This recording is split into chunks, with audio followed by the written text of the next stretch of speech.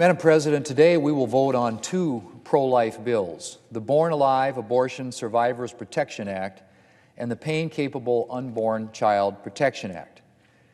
These bills, Madam President, should be completely uncontroversial. Every one of us in this chamber ought to be able to agree that infants who are born alive during an abortion procedure should receive the same care that a baby born alive in a hospital would receive. And every one of us ought to agree that at the very least, we should not be aborting babies after the point that they can feel pain. But unfortunately, Madam President, the abortion extremism and the Democratic Party is such that it's unlikely that these two bills will even get a chance to be debated. Madam President, we shouldn't even need the Born Alive Abortion Survivors Protection Act. It should be obvious that any baby born alive, wherever he or she is born, ought to receive care. But with more than one leading Democrat over the past year refusing to rule out infanticide, it's become clear that we need to underscore that being born alive in an abortion clinic instead of a hospital doesn't eliminate a baby's right to medical care. Madam President, like the Born Alive Abortion Survivors Protection Act, the Pain-Capable Unborn Child Protection Act should be a no-brainer. This legislation would ban abortions beginning in the 6th month of pregnancy, a point at which science has clearly demonstrated that the unborn child is able to feel pain. And not only able to feel pain, by this point in a pregnancy, approximately 20 weeks, babies are almost able to survive outside of their mothers. Babies have survived after being born at 25 weeks, at 24 weeks, at 23 weeks. And like Ellie Schneider, who attended the State of the Union address with her mom, at 21 weeks. Madam President, it is unthinkable that we are killing babies who are so far advanced that it is possible for them to survive outside of their mothers. But we are. In 2016, somewhere around 11,000 babies were aborted at or after the 21-week mark in pregnancy. 11,000 in 1 year. Madam President, Democrats like to point to European countries to support their push for government-run health care and other socialist policies.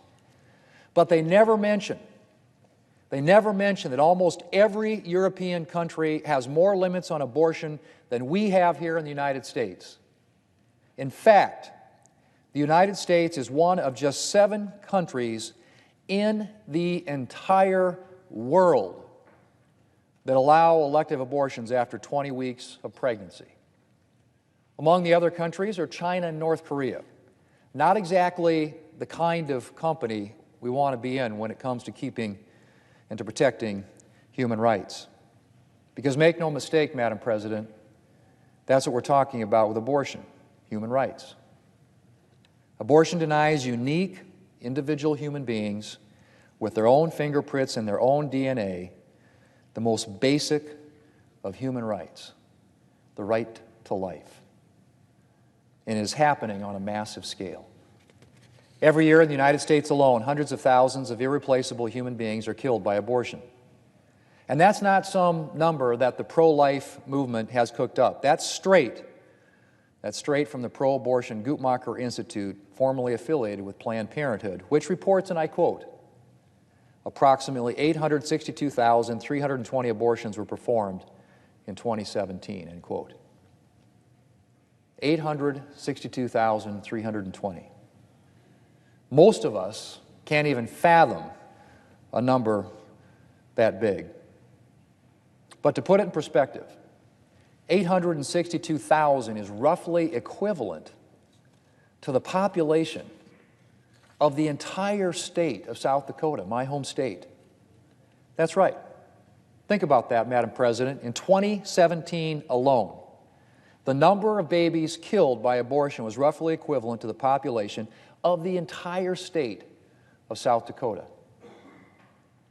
Madam President, we can do better. Americans are better than this.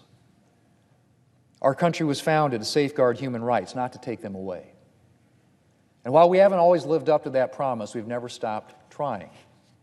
It's time for us as a country to stand up and to start protecting the rights of unborn human beings.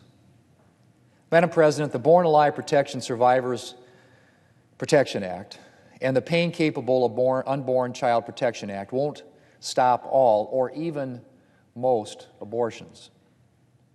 But they are an important step, a chance for us as Americans to draw a line in the sand and to start standing up for the rights of babies who are able or nearly able to survive outside of their mothers. It's time for us to join the vast majority of the global community in prohibiting elective abortions past 20 weeks. It's time for us to make it clear that no matter what some extreme Democrats may say, Americans believe that all children, whether born alive in a hospital or an abortion clinic, deserve protection and basic medical care. Madam President, I hope my colleagues across the aisle will take a stand for human rights and for human decency and allow debate to move forward on these two important pro-life bills. Madam President, I yield the floor.